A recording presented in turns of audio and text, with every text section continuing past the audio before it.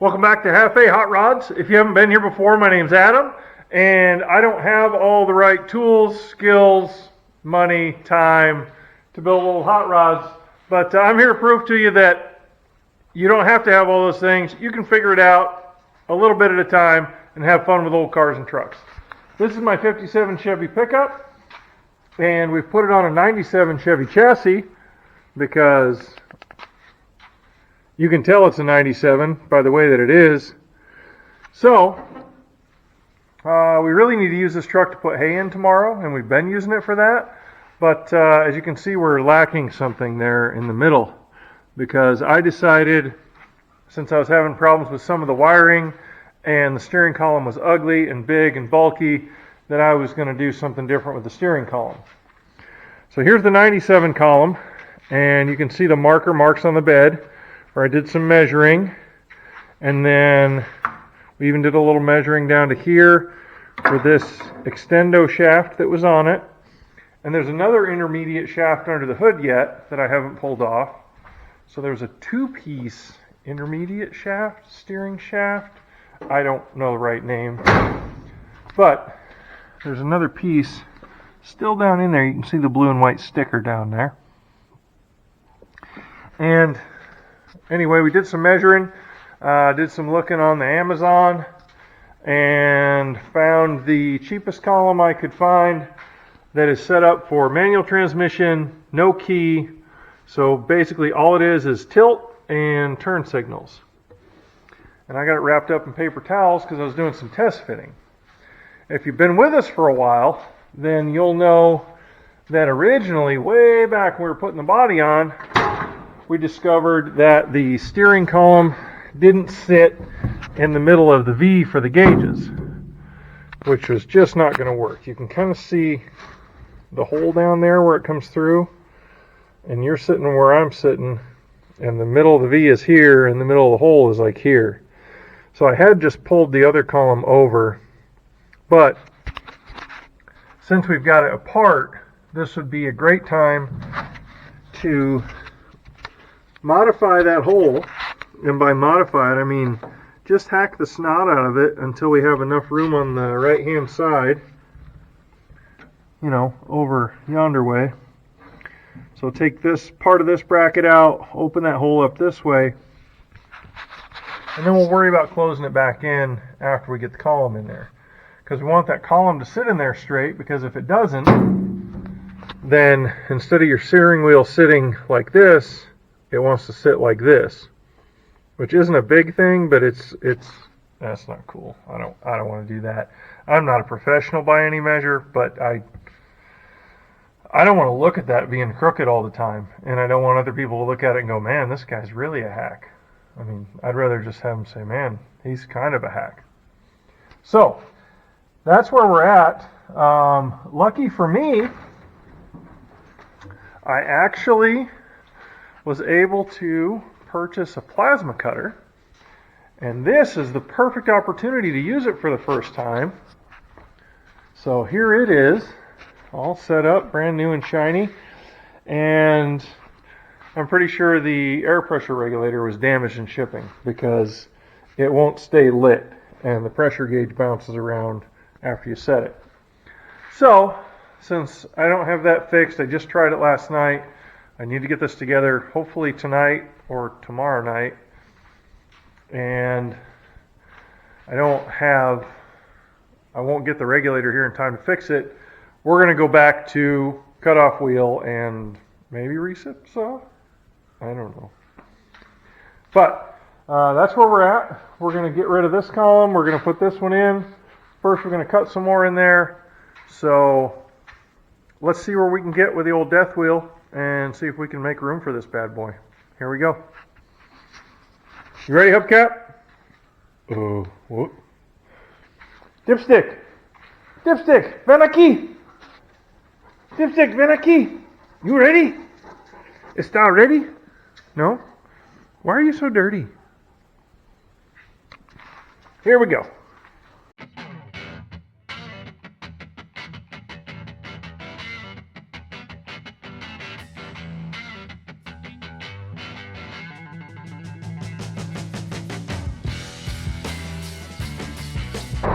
So those cheap cutoff wheels I got are terrible because they want to come apart. You saw that probably when I was cutting.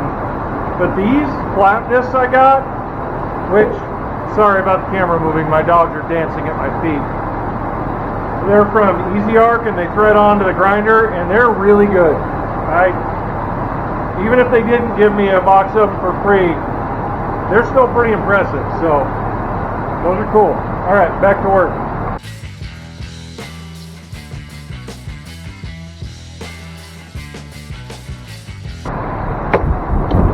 Now we got to get that other steering shaft out and see if we can get the two to work together because they didn't want to just slide together easy.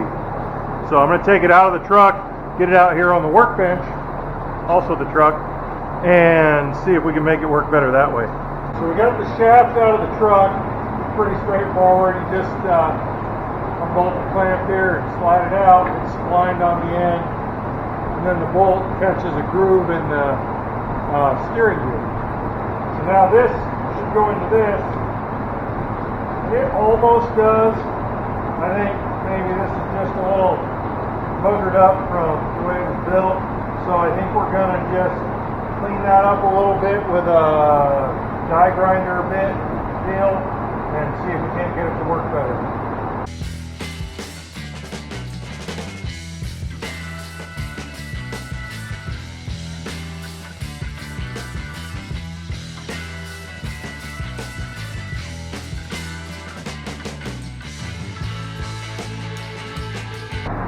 All right, we got her bolted together. Now let's see if I can put this whole thing in through the cab. That's what I was hoping for. And have it slide in there, and then we just hook up the other end, and then we hang the inside, and then it's todo bueno.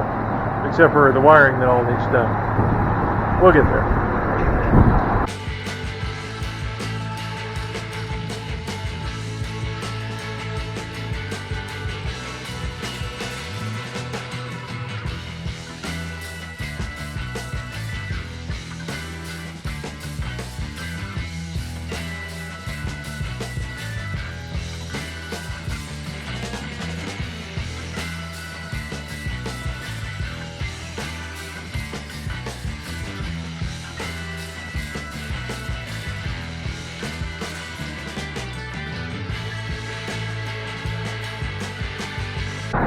Alright, we got issues. I'm going to have to pull it back out. I should have looked closer before I bolted this down.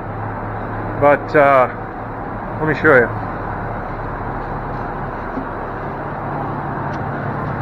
So that little plastic collar, which is really mostly just cosmetic, I should have left that off because it's in the way and doesn't want to slide down into position now with the new angle. The bigger problem is that rubber boot is touching the exhaust shield. So probably pull that off too and see if we've got clearance or if it's actually the metal is going to rub it, and then we'll have to deal with that. So let me get it back out of here and then we'll be back to you. 4 years later. Well, as luck would have it, there were all kinds of clearance problems, and I got kind of frustrated and I was short on time, so I can't open this one-handed.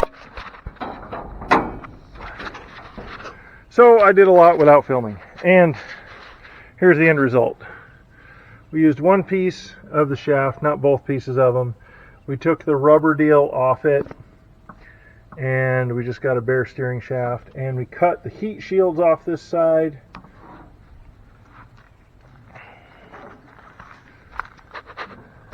The passenger side doesn't have them anyway, so it shouldn't matter. But anyway, we got that figured out. The hole I had to cut to get this through there, might be hard to see from this side, we'll show it from the other side, to move it over. I haven't cleaned that up and patched in sheet metal yet, but I will. But yeah, it's in there. I got the upper mount on. I ordered a chrome mount because it was cheaper, and then scuffed it and painted it black. And here's what we got. So we've got our custom column, our old 93-ish steering wheel, and then we get way down in here. you can see that the hole that you saw me hacking and how close it is to the gas pedal, but it's in there. As far as the wiring goes, you can see that's way better. It doesn't look it, but it is. I bought a plug for a 73 to 87 that goes to the harness, and then I used the 40-year-old Chilton's manual for the 97 donor truck, and wiring schematics I printed off the interwebs and figured out how to make it all come together. And I've got lights, and well, the only thing controlled through here is turn signals. So I have power to the turn signals, but they don't flash. So I got to figure out how to wire that up. But we got I don't remember if I had this done when I started this video, but the ignition in the dash again, like it's supposed to be. So that's pretty cool. I'm happy about that. But yeah, we got a steering column in it. It looks much better. There is a spacer and adapter that brings it out. If I ever do an aftermarket wheel, we'll do it that way. I want to say with the column and the wire fitting kit that I bought, that I still have the other side to, I was about $160 in it. So not terrible. The really nice columns are $1,000, so we'll see how long this one holds up. But it's in there, and we did it for not too much money. And it altogether, it probably took me a day and a half worth of work, but I was doing it a couple hours at a time. So that's, you know, a challenge. But we're back together. We've got the steering column mostly in. I'll put another mount on the bottom there to keep the bottom from moving around.